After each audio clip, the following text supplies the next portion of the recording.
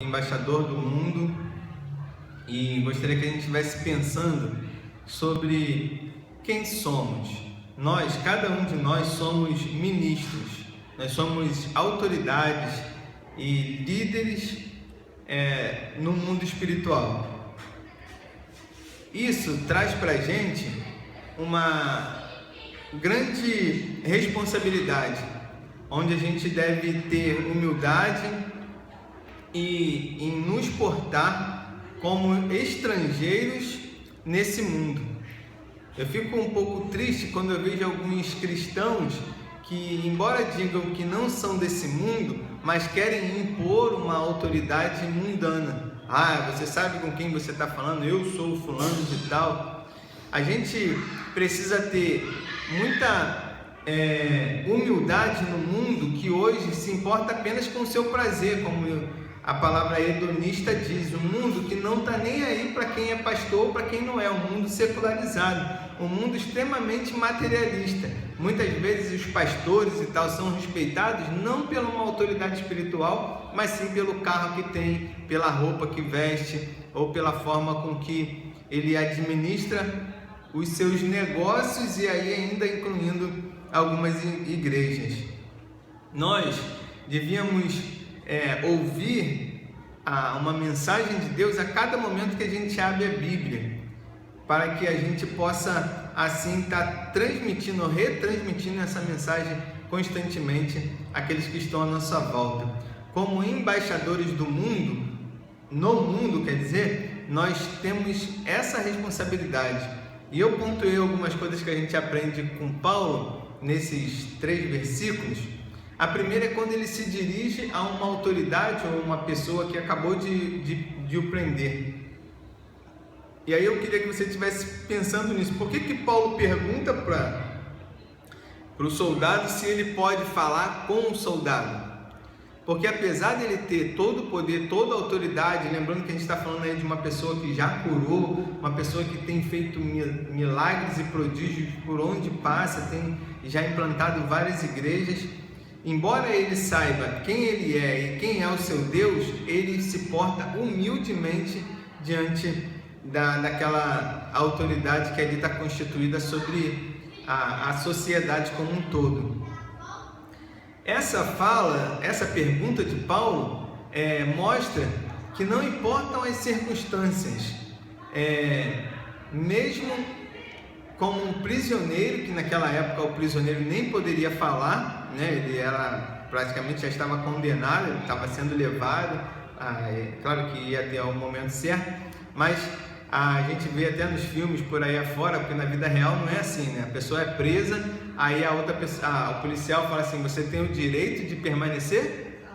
Tudo que você falar será usado, poderá ser usado contra ti. Então Paulo pergunta para ele assim: eu posso falar? É como se Paulo tivesse permitindo assim para ele: você me dá uma oportunidade de me defender? Mas não é se defender que Paulo quer. Paulo quer apenas uma brecha no mundo espiritual para penetrar na vida daquele homem e de todos aqueles que estão à sua volta. Precisamos de autorização, porque a autoridade que temos não é desse mundo.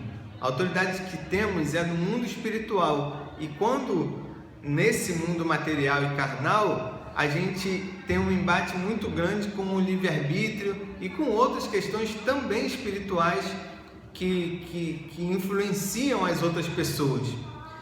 As pessoas podem prender o corpo de alguém, Paulo está falando isso, mas não pode prender a mente, não pode prender o espírito e não pode prender o ser espiritual que cada um de nós somos. O que acontece hoje em dia é praticamente o contrário. As mentes estão presas e os corpos estão livres. No tempo da escravidão, os escravos andavam amarrados. Hoje os escravos andam de BRT, andam de uma série de outras conduções que tem aí, que se a gente for parar para pensar, é algo muito semelhante ao navio negreiro daquelas épocas, que rodeavam. Então, passando, depois da gente pedir autorização, Paulo demonstra quem ele é. E é interessante a gente pensar nisso, porque muita gente está muito interessado em saber quem nós somos.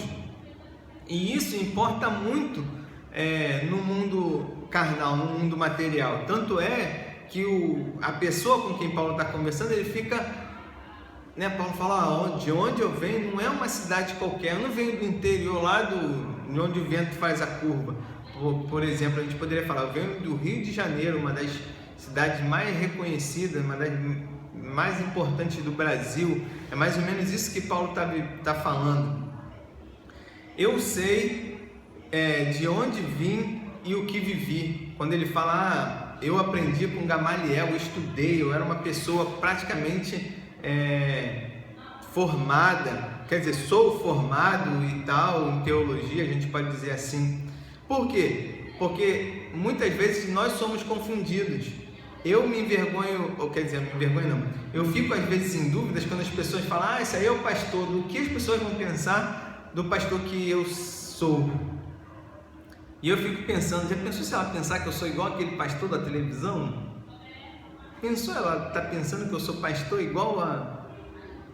E aí eu fico meio em dúvida, mas Paulo fala, e aí no meu caso pessoal, eu nasci no Morro dos Macacos, eu morei muito tempo no colégio interno, inclusive a gente esteve lá, visitando os lugares, eu pude lembrar. E quando a gente se perde, tem muita gente que se perde e acaba esquecendo de onde veio e principalmente quando acontece isso, elas esquecem quem elas são e onde elas estão. Paulo tem isso muito claro, eu estou preso na carne, mas não sou prisioneiro deste mundo, eu sou um prisioneiro de Cristo. Tanto é que se ele tivesse encarnado a prisão mundana, ele não iria se dirigir a esse pessoal. E o pessoal fala para ele assim, mas eu pensei que você era um terrorista. A palavra sicários aí que a gente encontra, quer dizer pessoas que assassinavam outros, principalmente os judeus que iam trabalhar para o inimigo, iam trabalhar para os romanos, cobrando impostos e outras coisas.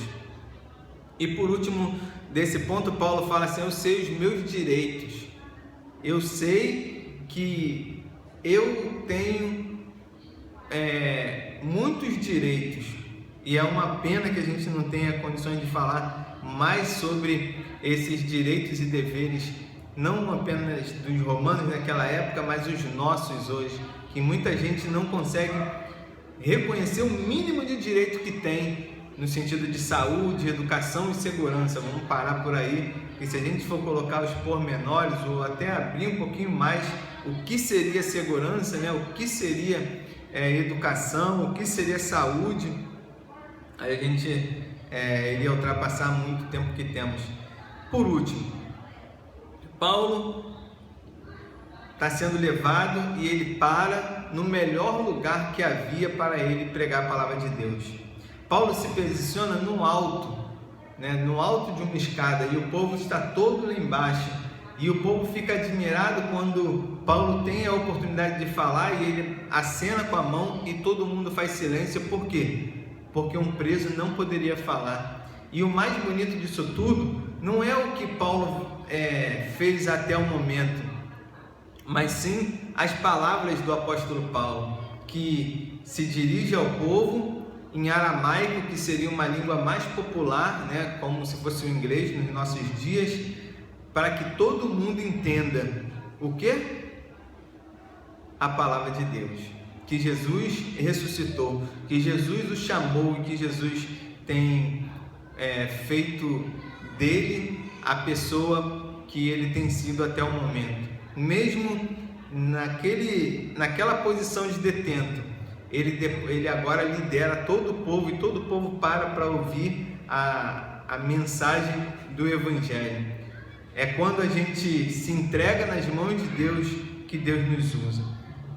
Enfim, não somos o que deveríamos, precisamos ou até queríamos ser, para aqueles que estão à nossa volta, para os nossos filhos, para os nossos parentes, mas devemos nos submeter a Deus e ao Espírito Santo para Ele nos dar estratégias, discernimento espiritual para a gente aproveitar cada oportunidade divina que Deus tem nos dado, pois Ele quer nos usar. E basta que a gente consiga primeiro nos posicionar como embaixadores do mundo, como aqueles que respondem por um mundo espiritual, por um Deus vivo e que vive e reina.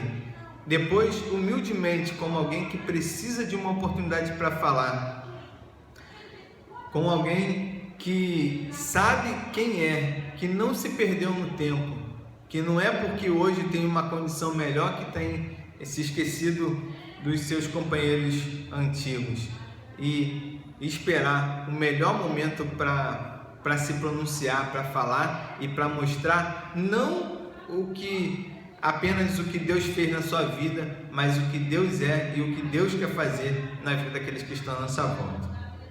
Amém?